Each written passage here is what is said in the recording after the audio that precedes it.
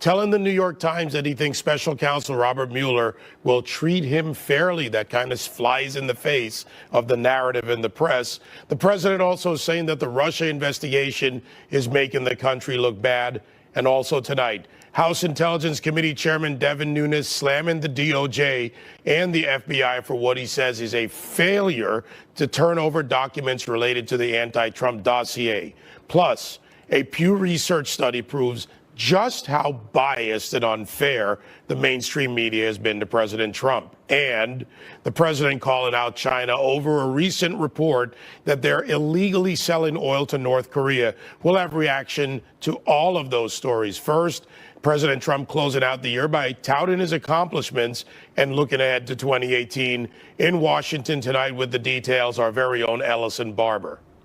Hi, David. President Trump is expected to meet with Republican leaders early in the new year. The White House says Majority Leader Mitch McConnell and House Speaker Paul Ryan are both invited to Camp David, the very first weekend in January.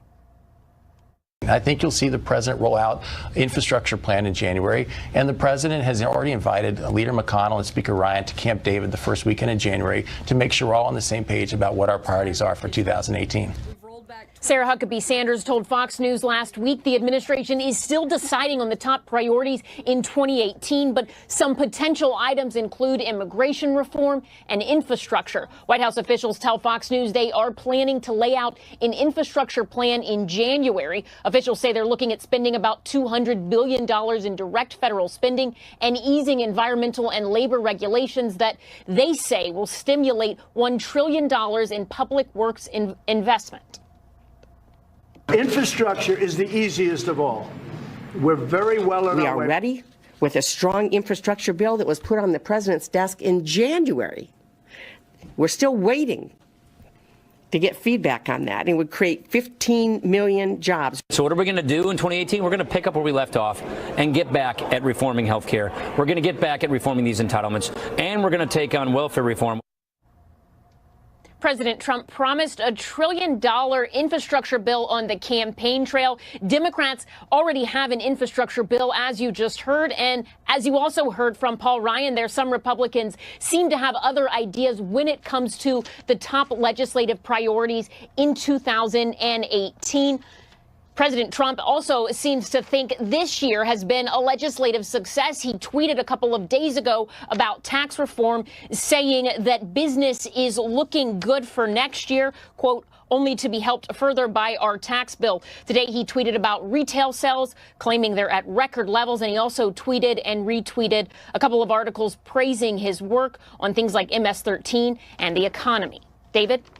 Thank you, Ellison. Also tonight, Democrats predicting a blue wave in the 2018 midterm elections. I put the emphasis there because we'll discuss it. Former Speaker of the House Newt Gingrich saying not so fast in a new.com op-ed, foxnews.com op-ed titled "Get Ready for the Political Surprise of 2018." Gingrich explains how the Republicans will shock the political landscape in 2018 because of three key factors. One, Republicans keeping their promises, voters rejecting fake news, and because Americans will have more money in their pockets thanks to the GOP tax bill. Joining us now with reaction, former Secret Service agent and Conservative Review contributing editor Dan Bongino, RNC spokesperson Kayleigh McEnany, and former Clinton pollster and Fox News contributor, and our friend Doug Schoen. Doug, let me go right to you as the man in the center politically, we'll call you that, Absolutely. as the centrist Democrat. What do you say to Speaker Gingrich's prediction that there will be a shock in the Republican quarters? Well, I would say to my good friend Newt Gingrich, go back to 1994 when the Democrats passed a tax bill with no Republican support, and it led to a Republican wave, the Contract for America. And I think with President Trump at a level of approval in the mid-30s, the Democrats with 11-point lead in the generic vote, and history suggesting that in the midterm of a first-term president, that there's an average of, I think, 24 to 30 odd seats picked up in the House. it's much more likely that the Democrats have the blue wave you spoke of, David, than that there be a Republican wave. Yeah, but Kayleigh, is this the same environment as 1994? And I've said this before, we've got a generational change. We've got a change in the electorate. You look at the changes in the state legislatures. I understand Doug's points on the history of this and the track record, but you know what? History and polls aren't always right. That's right, and Democrats are singing the same tired tune that they sang in 2016 when they said Donald Trump would never win. Their optimism, they have no cause for it now because Donald Trump has achieved historic victories. You look at ISIS, 15,000 fighters 2 years ago. Now there are fewer than 1,000. You look at tax cuts, $1,000 in American people's pockets starting in February. Every single front Donald Trump has achieved, and every single front Democrats have obstructed. They've deceived and they've distracted from the issues the American people care about. It's a different generation, for sure, a different time, and Democrats do not have cause for optimism in 2018. All right, Dan, now Secret Service agents are blue-collar guys. You know, you get paid okay when you were there, but you don't get a whole lot of money. The blue-collar economy, the blue-collar billionaire, now President Donald Trump. Do you think those centrist Democrats, do you think those Midwest Democrats are going to go back to the Democrats over the Republicans and over, I think more importantly, over President Trump? No, David, they're not. I mean, what are the Democrats offering you other than that Republicans hate you because you're fill in the blank, you know, the identity politics routine? Seriously, what are they offering? And the answer is they're offering nothing. I mean, is there policy going to be next year to run against the tax cuts? In other words, we think the government should be entitled to more of your money. Here's a better one. Are they going to run against the repeal of the individual mandate and say, no, we think you should be able to, you should be forced to buy again next year, overpriced, really crappy health insurance that nobody wants? I mean, they've yet to put on the table a substantive platform outside of the identity politics agenda that's going to resonate in places like Pennsylvania, in the panhandle of Florida. I think this blue wave is a fiction. I could be proven wrong, but I doubt it's going to happen. All right, now, Doug, before we go to you, because you've really been involved in the trenches in campaigns, and Kayleigh as well, I want to go to the leadership and call it the old guard. This is Howard Dean, he of the famous Scream, talking about what's needed in the Democrat Party. Let's play this. Sure. I actually think the progressives are in the process of informally taking over the Democratic Party. I think the country has moved to the left. It's shocking to me, but a majority of Americans think Medicare for all is a good idea. I mean, and that, frankly, Bernie gets a lot of credit for that. I don't think he's going to be the next nominee, but he could be. Because I'm very much for somebody who's younger. I think my generation's got to get the hell out of politics, start coaching, and start moving up this next generation. All right, so, Doug, I got to put up two screens and let you take it from there. You know the structure of running a campaign. Here are the fundraising numbers for the RNC. Sure. All right, you got total receipts, $121.4 million, cash on hand, $39.8, debts owed, $0. Then we go to the Democrats. The Democrats, $60.7 million, cash on hand, $6.3, and $2.6 in debt. Eventually, the primaries end, and you need the national party, the fundraising to fund the campaigns to make them win. Sure. How do the Democrats do this?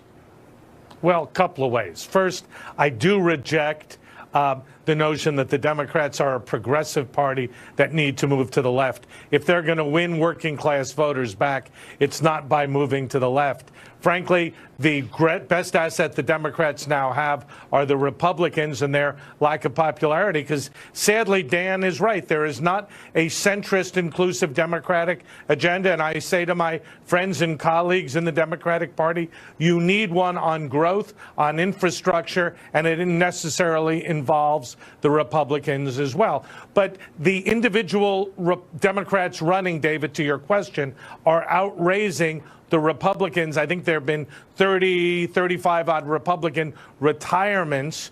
The fundraising numbers for the party committees, I believe, are running parallel with, if not in some instances ahead of the Republicans. And if the Democrats stay 11 points ahead, there's one thing I know for sure. They will raise all the money they need, as they did in 2016. Money is not the Democratic Party's problem. It's message. All right, Kaylee, message, money. But Donald Trump stole some of their issues. Did he steal infrastructure? Did he steal blue-collar issues from the Democrats? And to Doug's point, their party shifted hard to the left.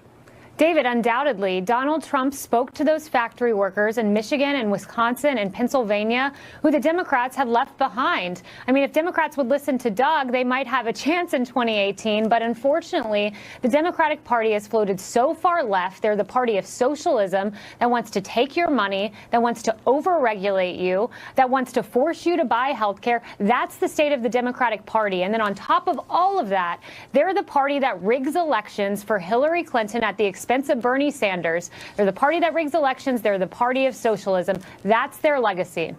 All right. So, Dan, we've gone through the political analysis on the ground. And I know you watch this carefully. You talk about it when you get on radio and television as well. What about the boots on the ground, the people that are going to volunteer to help the parties, the blue-collar folks out there? They wear out a lot of shoe leather walking for candidates. Where do you see the energy? More with the Democrats, more with the Republicans, or is it a little bit of both? Well, I'll take each side first. The Democrats, David, there's no question, and it doesn't do Republicans any good to ignore this. They're angry.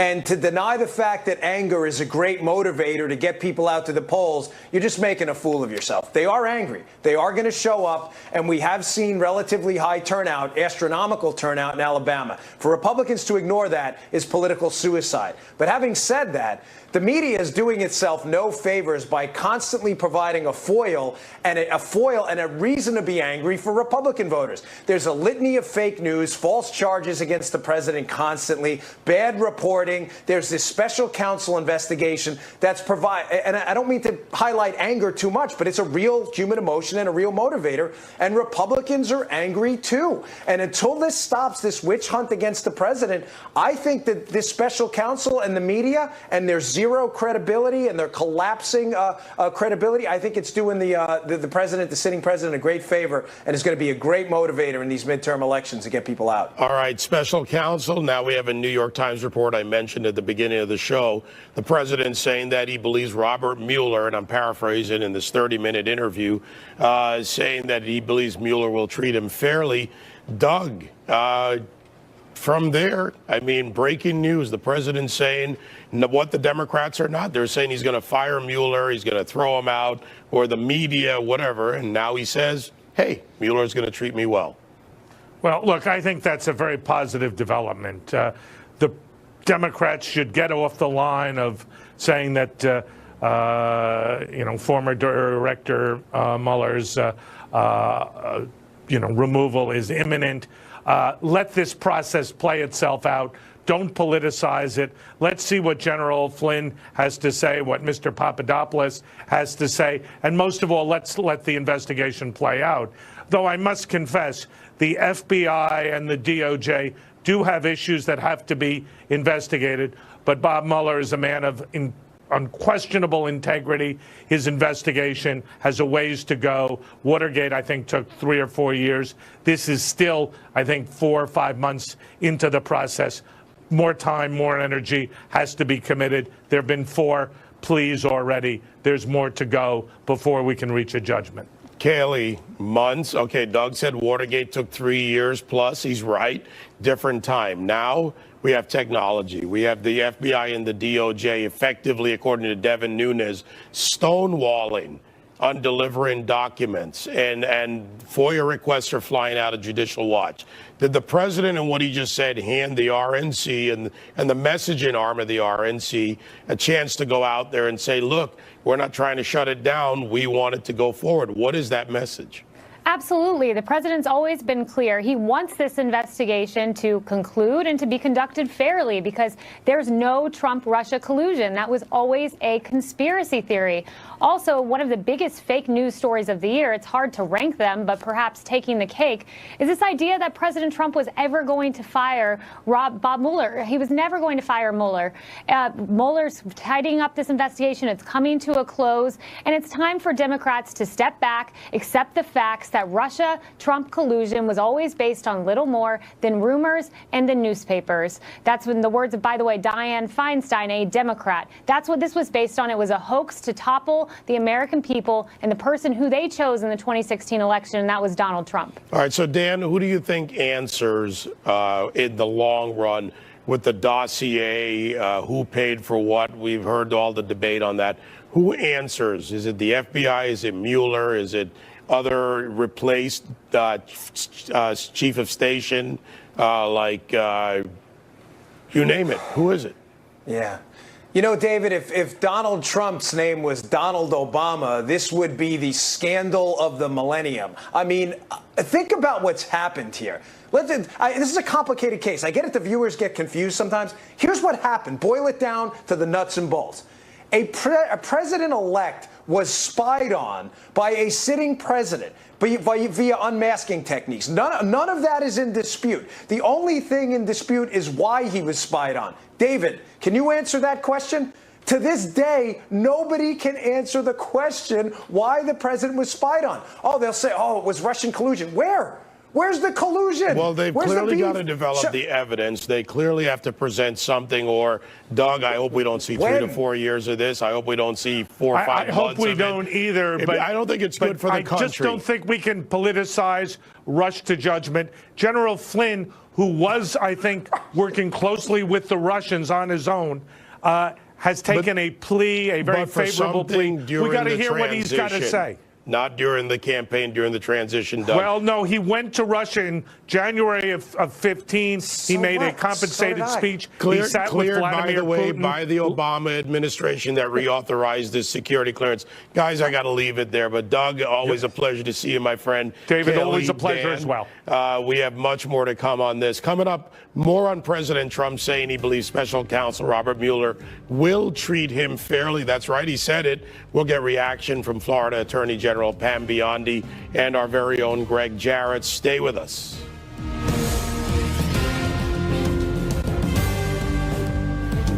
Fox News Channel is bringing you an all-American New Year's celebration from New York City and around the country. Catch the biggest live performances and join the conversation using hashtag Fox News 2018. Kick back and watch the ball drop with your hosts Hannity and Jesse Waters live from the heart of Times Square. Our must-see coverage begins New Year's Eve at 8 p.m. Eastern, right here on Fox News Channel.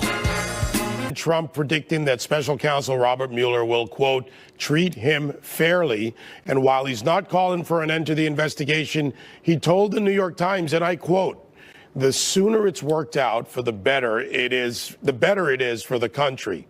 We'll get back to that in a moment. But also tonight, we'll turn to a letter exclusively obtained by Fox News from House Intelligence Chairman Devin Nunes to Deputy Attorney General Rod Rosenstein, in which he blasts the DOJ and the FBI for their failure to fully, and I say fully, produce documents related to the anti-Trump dossier.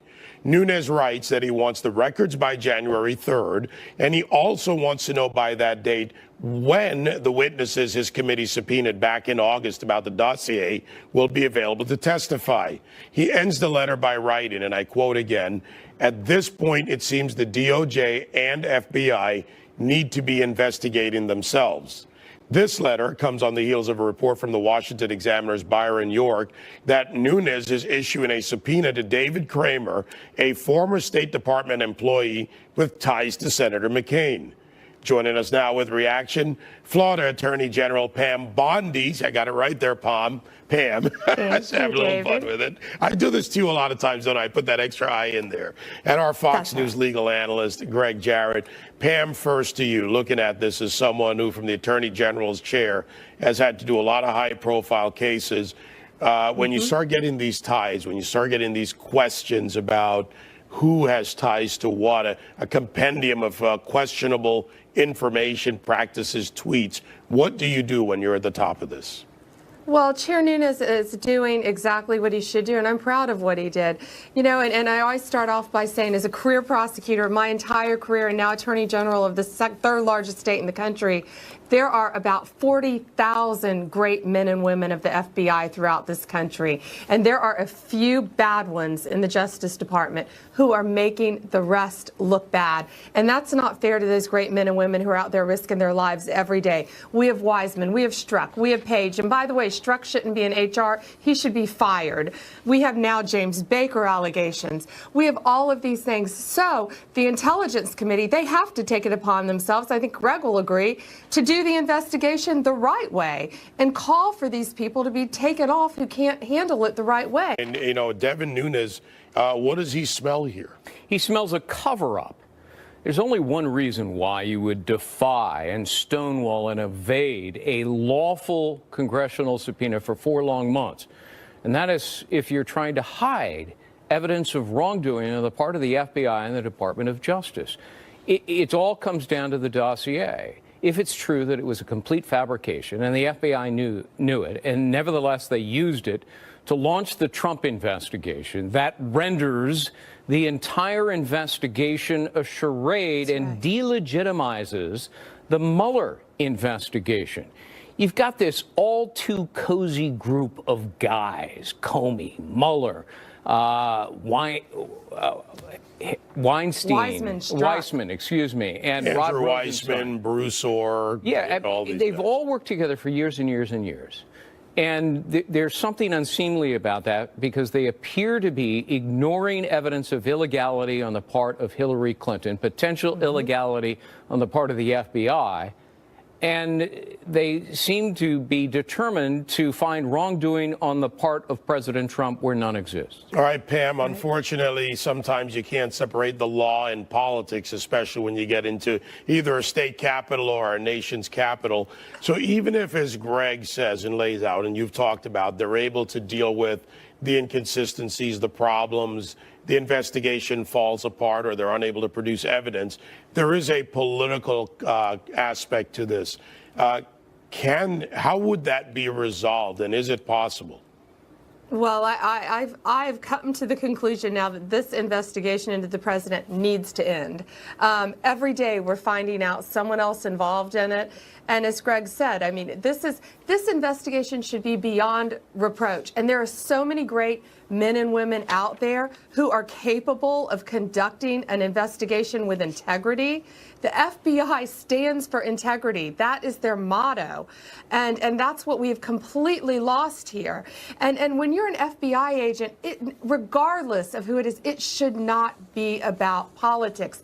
And clearly they've demonstrated, these people that we've all laid out, have demonstrated such an extreme bias, but potentially criminal actions by changing. Strzok was involved in talking to Comey about changing the language so Hillary Clinton wouldn't be criminally charged. I mean, this is serious stuff that we're dealing with a few really bad people at the top making the rest look bad who shouldn't in our country. I think most of the FBI rank and file, good, fine, honorable, hardworking, excellent people. It's the senior management, this group of individuals, McCabe and Baker and Strzok and Page and even James Comey, that are suspect by virtue of their actions and the messages they exchanged. This needs to be looked into. And Devin Nunes says it's time you guys investigate yourself. I disagree. They cannot investigate themselves fairly and objectively. And so this demands a second special counsel to look into their conduct. The Inspector General's already doing it, but he has no real authority to bring a case. All right, well, that's the case for the special counsel. This resistance, Pam, goes a little deeper and I think a little wider. When you look at things like the New York Attorney General, your counterpart in the state of New York, Eric Schneiderman, when you look at Hillary Clinton, you just mentioned her. You can't seem to get her out of the conversation. The resistance in the deep state combined, and Greg's points about they can't investigate themselves. But does a special counsel get us where we need to be, in your opinion? Well, as the state attorney general, knowing Jeff Sessions, our United States Attorney General, what I hope Jeff Sessions, Greg, has already done, and we don't know about it, is come in and have these people all work for him.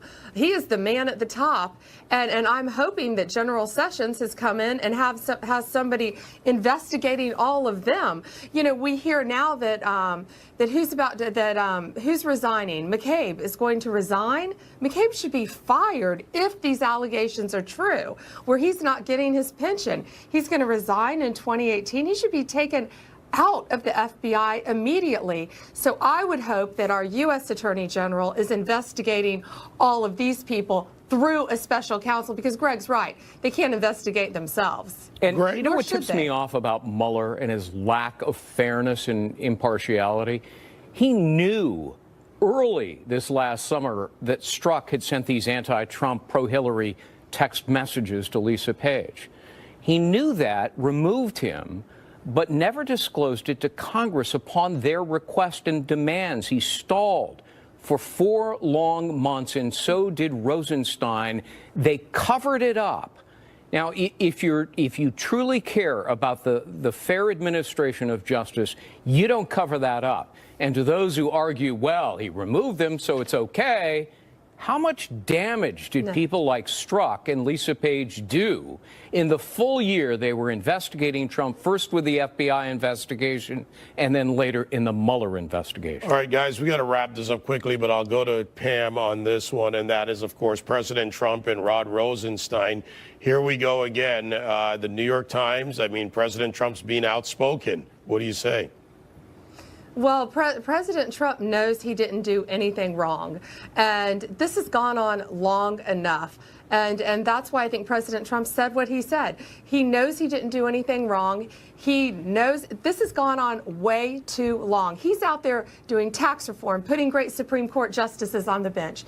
All of our rates are lower than they've ever been. Unemployment is lowest it's ever been. The president's out there doing his job. He knows he did nothing wrong. We need to move on with this. All right, so Greg, if you know you've done nothing wrong, and let's take in Pam's comments, and you're the president, has he set himself up correctly with the Mueller statement that he made to the New York Times? And what should he do about Rod Rosenstein, if anything, next? Well, first of all, he said exactly what I would tell him to say if I were his lawyer. Don't criticize Mueller himself. And the president's smart enough to do that without counsel. And that's what he did.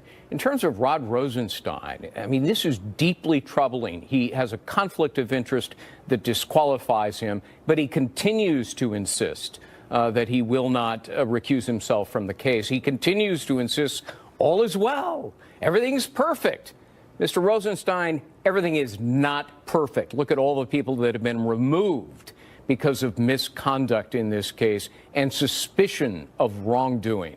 That tells us all is not well. All right. Well, thank you, Pam. Greg, great to see you again, as always. Coming up, a new shocking study from the Pew Research Center exposes just how biased the mainstream media has become. Prepare to be outraged. We'll bring it to you next.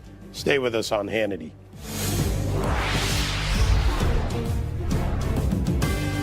Years about the extreme bias in the mainstream media. And according to a brand new study from Pew Research Center, the media's coverage of President Trump's first 60 days in office was historically negative. As you can see, just 5% of the reporting was positive, while a whopping 62% was negative. Compare that to the media's coverage of President Obama's first 60 days in office in 2009, where 42% of the coverage was favorable. Of course, this shouldn't come to a surprise to anyone. Here's just a small sample of the media's coverage of President Trump over the past 12 months. He's unhinged. It's embarrassing. His speech was without thought. It was without reason. It was devoid of facts. It was devoid of wisdom.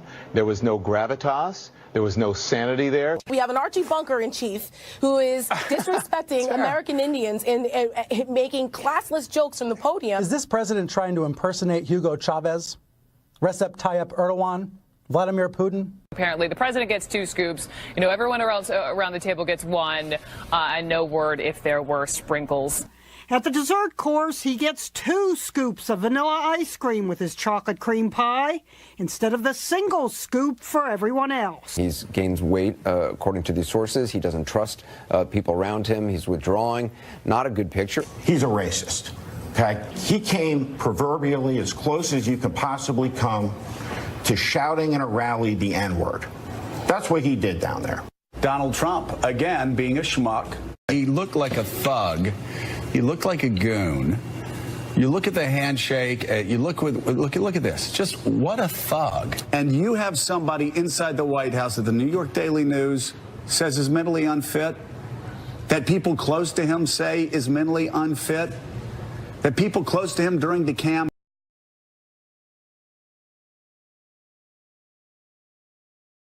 I asked the simple question, where's the policy disagreement in all these comments from the media? I know they're out there actually somewhere. Joining us with reaction, Fox News contributors Tammy Bruce and Deneen Borelli, as well as Democratic pollster Pat Caddell. Pat, great to see you. It's been a while, Pat, so I'll start with you. You've analyzed media and politics for many years. When you look at this type of coverage and you look at the compendium of this, what do you say to the media? Are they getting the Trump bump for their ratings, and do they need it, or would they survive without it? Well, I assume they would survive no matter what, but they have clearly been building their ratings on this. But, it just didn't start in the early days of this administration. As Pew says, we've had it for the entire year. We had it for the entire campaign. We have more and more studies that show that the major networks, 90% of the stories that they have been running for the last 9 months or so are negative. We see that from the Media Center reports. We see all of it. And you don't even need the numbers to know. All you have to do is read the New York Times and the Washington Post and some of the other press and watch some of the other cable networks to realize how biased the Jimmy Carter said the worst media any president has received. The media is supposed to be in our system adversarial or challenging in the sense of transparency. But this media is much worse. What it is doing is it is running its own narratives. It is not adversarial. It is oppositional. It has decided it is in arm in arm with the opposition of the Democratic Party to this president. And they do it in terms that are so incredible, as you just ran some of them. Thug, racist, whatever you want to call it, demented, all of the things that you hear regularly, the President of the United States being called, which are unprecedented.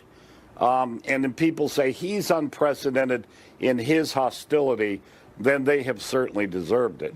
All right, so Tammy, let me go to you on this because, I see this as not good for the country.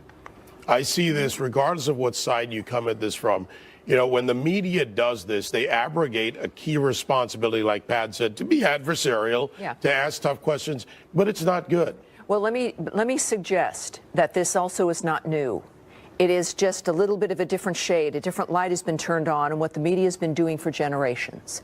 And this is what has been so valuable about Donald Trump. So we saw the positive and the love for Barack Obama. But now what we've seen, of course, normally, and then you heard nothing really about the Republicans. You heard nothing. Part of the problem with the media is what they don't report. And that you can't prove that. You can't prove a negative, right? But then we see with Donald Trump, of course, the opposite. And this is the perfect juxtaposition now that we needed the coverage of Barack Obama to see, and this extreme difference when it comes to Donald Trump, proving that, in fact, yes, the adversarial position is not new. It's not just for this year. It's been exposed. I would argue that it started with Walter Cronkite and the nature of his coverage of the Vietnam War. And there was no other alternative. Of course, Fox News didn't exist. There was no talk radio. There's none of that to show that. I think this has been the media's nature. I think it has done damage to this country now for several generations. And once again, just like with the stock market, Donald Trump wakes up and has exposed this very important dynamic. And what we now can do, it's proven and shown to the American people, we have a responsibility to look for other sources. We know to trust our instinct more, the value of a variety of opinions, which you now only get on Fox News, and to make sure that this is what continues. And I think that's why it's bad in one way, but the clarity of it, I think, is very good. All right, Deneen, generationally, we've got a new generation in technology. Twitter, the president uses it. First president to really use it. Obama had an account. Trump uses his account. Some say often times where they wish they'd sleep a little bit more in the early morning. But not only is it a way around the media, but is it helping? Is the media competing with the media they can't control? Well, you said the word of the day is control, because the media, the liberal media, is simply unable to control President Trump. So he is able to get around the media because the media, just like you said, will not report on what Americans need to know about. And you know what's really unfortunate is that you have so many lies and misinformation that is out there from the media that is not supposed to be biased, but they are. And it's people are having a tough time just knowing what the actual truth is. We do this for a living. I'm juggling myself what's true and what's not true before going on TV and on radio, because I don't want to make a fool of myself. So hardworking Americans, they're raising their families. They want to know what's going on in our country. And sadly, the liberal media really is doing a disservice to Americans. All right, so Pat, take it. I would argue, go ahead. I would argue, David, it's even worse and more dangerous. Because it's one thing for the press to say he shouldn't have been elected and you shouldn't be voting for him and he's terrible and get rid of him. That's bad enough. That we have not had. But we also now have this where this thing of where truth is not told. The facts. We have narratives from the liberal media and mainstream media, but we don't have facts. For example, they cover up, and the word is cover up. They purposely have dropped a steel curtain around Washington as it relates to the scandals, whether the scandals in Obama's administration, which they refused to cover, and those that we now see in the FBI, in the stories, whether it's Uranium One, whether it's the dossier. Facts they don't say. Their narratives are, if you raise questions about the Mueller investigation, you're anti-American and you're trying to destroy American institutions. But they will not give the people the facts where they can then make a judgment. But you know, Pat, on these and we've things got that to are wrap going this on. up quickly. So let me ask the ladies this, Pat, because you bring up a very good point, and I want to take you to this, ladies, quickly each. Tammy first. People are sourcing their own facts. They're digging the new technology, the web. It allows them to do that. Are they doing it enough? I think they are, and there's, of course, a concern about issues of the sources and all of that. Americans have make good judgment. They know what something's legitimate or not, and yeah, we're doing a good job, I think. Is Pat right? Do we need to dig deeper on our own? We do need to do our own due diligence and not just take the news that's coming out of face value. All right. Great to see you all. Pat, great to see you, my friend. Have a very happy New Year. Tammy Bruce, Deneen Borelli. Coming up, President Trump putting the Chinese on notice. This after a report surfaced that they were illegally selling oil to North Korea. We're going to break down the mounting global tension surrounding North Korea's nuclear ambitions. Don't go away. Identity thieves know if your email address is on the dark web. Do you? Find out. Caught red-handed. Very disappointed that China is allowing oil to go into North Korea. There will never be a friendly solution to the North Korea problem if this continues to happen.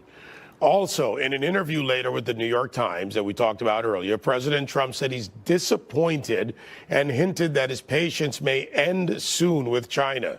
President Trump's comments follow the release of recent U.S. satellite images published in a South Korean newspaper that appear to show ships from China, you see them right there, and North Korea illegally trading oil.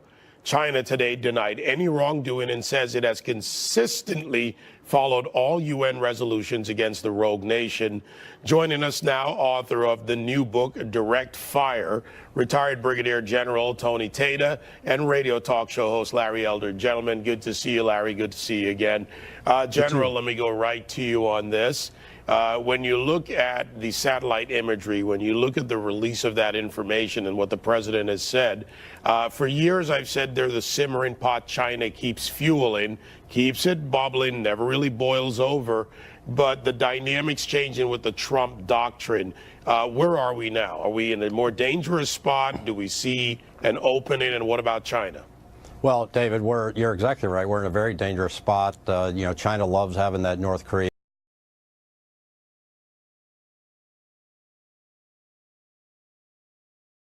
persistent, constant application of interagency elements of national power, where you have Department of Defense, Department of Treasury, Department of State, the U.S. Ambassador to the UN, all applying the elements of power, diplomatic, informational, military, and economic against North Korea. And now, today, with the the release of these pictures, we have started an information war, for lack of a better term, against China. Because when you think about, in Chinese culture in particular, the concept of face, where China has voted 3 times now to have sanctions against North Korea, and now the country is seen as not following those sanctions. President Xi has lost face. President Trump knows this. This was a very deliberate move. It was part of an information campaign, and it's a warning to China to, to stop and get with the program. And you owe us one now. And so that's what I see happening right now, David. All right, Larry, to add to that, and the point of information and face, as the general puts it, some other things not talked about. North Korea now has actual internet reaching more and more people. They have an active black market. Right. That means that we can get information into North Korea where the leadership certainly doesn't want it to be. Face North Korea information. Are we breaking down the walls? Are we showing this for what it really is? Well, I hope so. I hope we're getting aggressive, but we've had a mess for a very long time under both Republican and Democratic presidents. Under Bill Clinton, he sends Jimmy Carter, the former president, over to negotiate an end to the North Korea nuclear program. He leaves the room and they double over laughing and continue to take the concessions, but continue to develop weapons. And they're getting better and better at developing intercontinental ballistic missiles, and at some point may be able to develop one that hits any part of the 48 states. This is very, very dangerous, and Donald Trump has recognized that. But I'll tell you something else, David. The North Koreans went to school on Libya. Recall that when we invaded Iraq in 2003, Muammar Gaddafi of Libya was so scared he turned over his nuclear program, and now they're under lock and key in Tennessee. But for reasons that still escape me, the Obama administration joined with the French and the British to bomb Libya and to get Muammar Gaddafi out of power. I dare say they would have made a different decision had he remained a WMD power holder. That's what North Korea is looking at, and believe me, that's what the Iranians are looking at. It's a very dangerous situation. And President Trump, in my opinion, is realistically trying to do something about it. All right, so General, and Larry just mentioned part of my next point, because North Korea, China, and Iran have a dangerous connection. Back in the mid-2000s, it was China that facilitated the transit of materials between Iran and North Korea. They have a co-development program in their missile program. We see that clearly. Iran is present, advancing their hegemonic aspirations in the Middle East by building a co-development program with North Korea. So those 3 elements tie together. And China, of course, has investments in the Middle East, and they work in Iran. So how does the president navigate that triumvirate, or frankly, that triad? Well, it's 3-dimensional chess, David. If you recall, North Korea and Iran are 2 of the 3 original members of the Axis of Evil that George W. Bush talked about as the major security threats to the United States. And now, we're partnering with Israel to counter Iranian hegemony in the region. And we're doing that really in priority to counter the nuclear program, to make sure that Iran does not develop nuclear weapons. If you recall, the 1994 Clinton-Perry nuke deal with North Korea has led us to where we are now, and Obama's nuke deal with Iran is very much like that deal, so we can look 20 years ahead and see where we might be with Iran. And so secondly, you got Hezbollah and Hamas, and working very closely with our allies in Israel and perhaps Jordan as well, and Saudi Arabia. We're going to begin to take efforts underway to counter Hezbollah and Hamas in a way. And I can remember when I was in the Balkans in the 90s, we were able to follow rat lines of weapons and money all the way back to Tehran. And so they've been a state sponsor of terror for decades now. And this Iranian nuclear deal is the craziest thing that I've ever seen. And I'm so glad that President Trump has the foresight to undo that and block that and work with our allies in the region. All right, Larry, less than a minute left, my friend. I know you know about hard breaks, but economic power, does economic power become a greater weapon for us?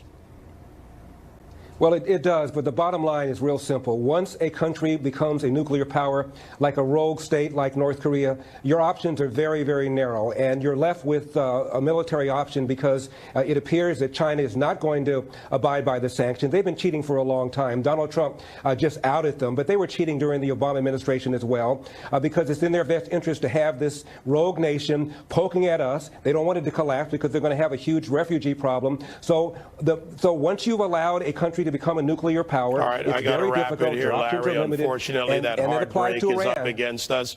General, Larry, thank you both. Thank you, David. Coming up, more Hannity after the break. Stay with us.